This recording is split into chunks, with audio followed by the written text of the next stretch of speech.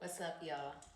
Today I'm gonna tell you the second story about the time that I got catfished.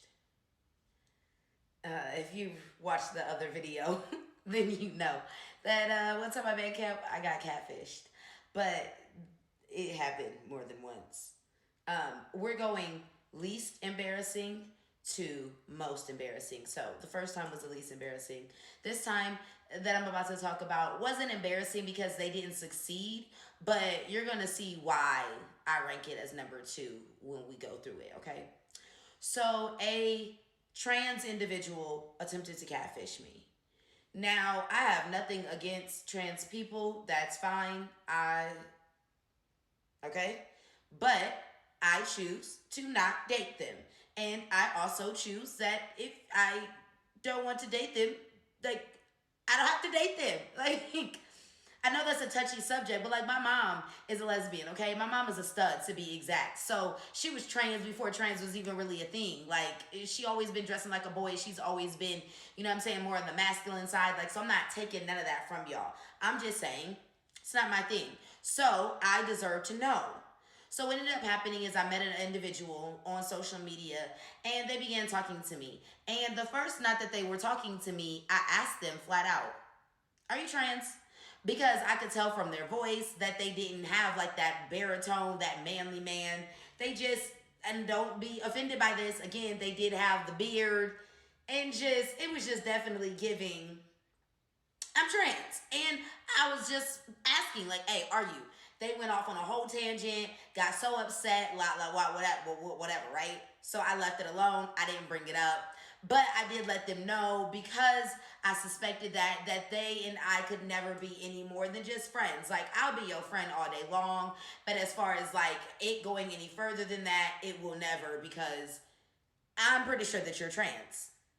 Again, that's okay. But I'm asking you, and you're lying right to my face. But you think that we're supposed to have something. But you can't be your true authentic self. But you think we're supposed to have something. Oh, okay. Okay. Again, I'm not trying to offend anybody or upset anybody. I'm speaking from my perspective and from what happened to me. Okay? My experience. Now moving on. Said individual and I continue to talk. Some months go by. And again, we just stay friends. But individual keeps always making little smart remarks, about how they like me, blah, blah, blah. And I make smart remarks about how I know you're low-key trans. And we just keep it at that. Well, then one time at band camp, I'm on the phone with one of my friends, and I mentioned their name, and she goes, "Oh, so and so is trans," and I'm like, "Huh? Imagine that. Yeah, that one." And she's like, "Oh yeah, woo woo woo," and I'm like, "Yeah, I've been talking to that person, what I'm saying, on some platonic shit because I've been suspecting that they were being dishonest." And y'all can go back and forth on, oh, they didn't have to take it. You are trying to get into my pants. Okay? So, yes, I should know what's in yours first. Like, what? And if you have to do all that lying and all of that, you don't need to be over here with me. You need to be with somebody who will accept you for your true self. Okay? Okay. So anyway, yes, I was upset that said person was lying. So I confronted them like, hey, bro, heard from around the block that my suspicions were indeed correct. Do you know they tried to gaslight me and got upset with me? And yeah, so I blocked them. Because what? I'm not about to be a part of your delusion. Okay? Go live in your truth. Go live in your truth. If you're trans, then be trans. That's perfectly fine. But don't be out here not telling people that you know otherwise would not fool with you if they knew.